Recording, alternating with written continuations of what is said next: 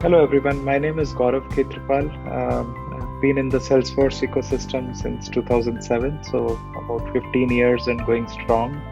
I am a Salesforce MVP since 2016, and since I've been around for a very long time, I've done a number of certifications, precisely 40. And yeah, it's been a great journey. I work as a Chief Learning Officer at MTX Group, which is a Salesforce partner. And one of the best things about Salesforce that I love is the Salesforce community, and that's the love of the Salesforce community which has brought me here today. Yes, you heard it absolutely right. The man with the maximum number of certifications on Salesforce, none other than Gaurav Khetrapal. I can pretty much call him the superstar of Salesforce, right? I am Khyati Mehta, host of this awesome podcast, and will hear the stories and insights from the Guru himself. There, Gaurav mentioning about his whooping number of certifications. So today, we sit down with him and take away all the tips and tricks to be focused and how to ace all those certifications. So, Gaurav, 40 certifications. First of all, congratulations and kudos to you because that's a huge number. And while doing so many certifications, we usually miss the track of staying focused. So, what keeps you focused? Yeah, so as I said, I mean, I've been in the ecosystem for a very long time, and it's not really an overnight success. This has taken me several years, and again, more than the number, I think I would focus on the journey rather than the destination. So I think it's been a great learning journey, and the way I approached this is I've split it into multiple phases. So there was a time when, pretty much like everybody else, I started off as a beginner. I still remember doing the admin cert and just passing on the brink, then taking up the app builder, going on to the force.com developer in the olden days. I mean, more than a decade back. Uh, so one of the things which has helped me over these years and in general in my career is that I am a fairly disciplined person. I don't have a lot of distractions. I'm not somebody who plays games or who watches a lot of Netflix. I'm a very simple person. I love books. I love reading, and technology is one of my passions. So since I don't really do much else, I do play sport. I do watch a lot of sport, but that's pretty much my only hobby. Except and then the other one, the default hobby is because I'm a father of two kids. Playing with them is also a hobby. But other than that, I'm mostly a books person and somebody who likes to spend his time learning. And I think if one gets into a habit of studying on a daily basis, it just becomes like some of your other habits. Like you eat food every day, you study every day, like you watch TV every day, you study every day. And if you do that over a certain period of time, I think you'll also get into the same groove. So whatever I've done is mostly down to discipline, and then I think once you get into that mode, then your efforts will start paying off. Yeah, really true. Once we start doing anything every day, that becomes a habit. That's really true. So, how important do you think are certifications in shaping one's career? Yeah, so I would say there is no single answer to this. Certifications are in many ways a double-edged sword as well. So if you do a certification, you need to be able to justify that. It does not mean that you are an expert in that specific area, but it Mhm. means that you know enough concepts, and then you are able to apply those concepts in projects, or if somebody asks you certain things, you are able to answer them in a discussion or even in an interview. So that is where I think the value of certifications is that it's a validation of your skill. It gives you confidence that, okay, I mean, this is something which I know reasonably well enough. And but again, I would really emphasize the fact that you need to do it right. I mean, you emphasize the fact that I have passed 40 certifications, but you did not talk about how many I have failed. So if I look at the number of failures that I've had in the last 14 years is much more than 40. The good thing is that I strongly believe that uh, although you can call it a failure, but in a true sense, those were learnings which prepared me for future. So every failure actually sets you up for future for the next attempt, and that's how I've approached the exams. And that's my recommendation, that whenever you are preparing for a certification, give it your best shot. Even if you fail, it doesn't really matter. I mean, in most cases the retakes are charged at a lower fee, and in some cases the companies are providing vouchers. So I would also say that I was lucky that for me that since I became an MVP, a lot of since 2016 most of the vouchers were free, some of the trainings were free, so the entry barrier was a little bit low, and then I made good use of it. But coming back to your question, I think those are important. I know people who have done a number of certifications and made their career, who came from different backgrounds, who were not even programmers or came from very diverse backgrounds, and then they took classes, they took certifications, and then they were able to make a name for themselves in their careers in the Salesforce ecosystem. Certifications alone will not get you very far, though. So you need to back it up with your knowledge, and in due course of time with experience as well. Yes, wise words there. You always have to have the knowledge, because certification will be, just like a number. Yeah. Very true. So, you also mentioned about the failures, and failures are something we are usually not prepared for. So, how do you cope up? Do you want to give any advice to anyone who is, regularly failing, or maybe who is having trouble with, failing? What do you want to say to them? Yeah, I think it's in general. I mean, we glorify success a lot, and again, I'm I'm equally a culprit on that. I think when people talk to me, people ask me about my success. Nobody asks anyone about their failures. But I think the fact that uh, once you accept that failing is okay, it's a part of the process. Once that fear of failure goes away, then I think you can achieve a lot of things, not just in a certification exam, but in your professional life, in your personal life as well. I think we place a lot of restrictions around ourselves. What if I fail, and then what would happen to me? I think if that fear goes away, if you make peace with the fact that failing is okay, then you can achieve a lot of things in life. Yes, really true. So you have been into Salesforce ecosystem since a decade, more than a decade now. So do you see any changes in the ecosystem in general, or in the community? I think it's a lot bigger, a lot stronger as well, I would say. So Yeah. when I started 2007, 2008, there was no trailhead. The success community, as we called it, was in a very infancy stage. The partner community was very small. I think in that sense, becoming a Salesforce developer or just making a career in the Salesforce ecosystem is much more easier now. So that's one big change, and obviously that's a change for the better. I think there are a lot of enablement resources, lot of community resources, so many blogs, so many YouTube videos, and then there is so much help available. So I think that's the good part of it. And obviously there are so many growth opportunities. Again, that's the good part of it. I think the place where we are kind of going downhill is, I think, especially the current market. I think people want to grow really quickly, and I think they want shortcuts to success. Yeah. They want to switch jobs. They want to do X number of credentials in very quick time. I think that is something which I think is will eventually correct itself. So every few years, and I've been in the industry for about 22 years, every few years there is a correction that comes in the market, and it is inevitable. It will hit the Salesforce ecosystem as well. So while most of the things are positive, but I am slightly concerned about these aspects as well. Okay. So what is that you see in the upcoming generations that is basically setting the pace, and how do you think it will mobilize the ecosystem?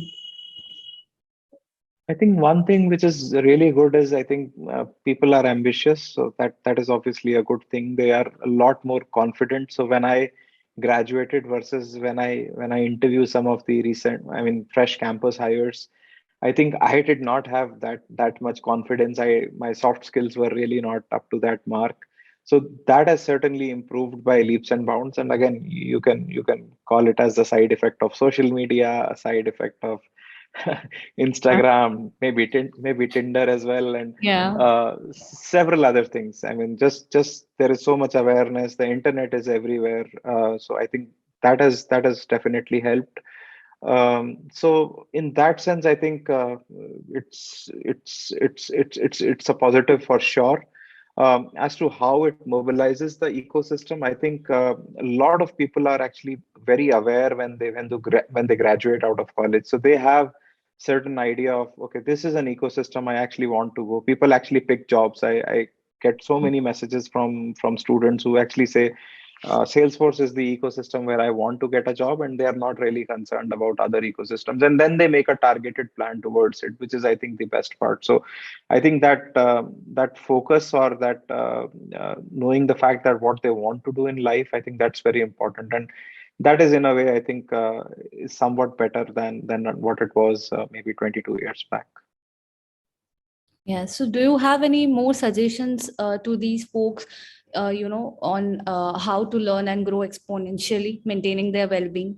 Because we have the social media running on, and we have this competition, right, running in a race all the time. So, do you have any suggestions? Yeah, so there is a famous saying that you need to starve your distractions. So the more distracted you get, the less focused you are. And again, the less focused you are, there is a less chance that you'll be successful at anything that you do. So again, I think it comes down to discipline and to following schedules. Like one of the things which I do reasonably well is I block off time for everything. So even if I have to do LinkedIn, like I'll block off like 30 minutes a day or 45 minutes a day. Or if I have to do something else, I'll block off time for that. And I think if you do that, and if you somehow fit learning into your schedule, I'm not saying you need to study 4 hours a day, but 1 hour a day, if you do that and you make a conscious effort and do that without any distractions. It's not that you're learning something and then you're watching Instagram on your phone. That will not help. So I think a focused effort, if they put in, I think this generation can be very successful. Again, I don't want to sound old and creepy, No. but again, I think it's something which I think it's all about the generation. It's nobody's fault.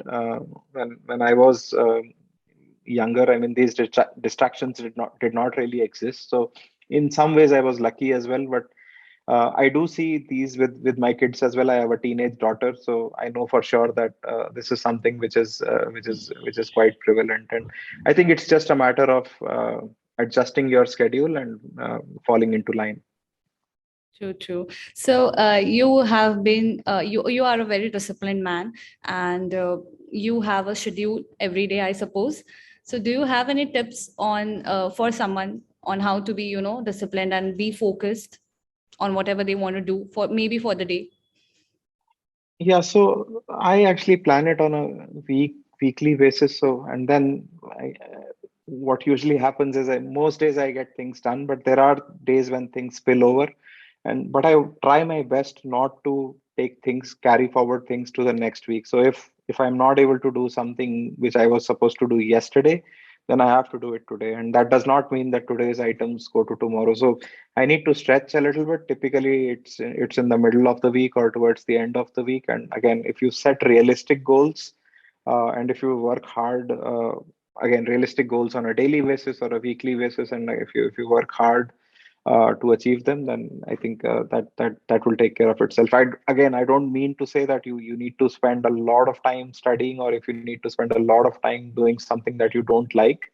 Mhm. Personally, for me, I like studying, I like books, I like technology. So for me, it's actually a break. I mean, I'm actually enjoying when I'm reading a book. So again, it comes down to individuals, but if you follow a certain schedule and try and stick to it, I think that's what should matter. Yeah. So you have been into this ecosystem and the community since long. So do you want to state out that how can one leverage the power of the community? Absolutely, there are multiple ways to do that.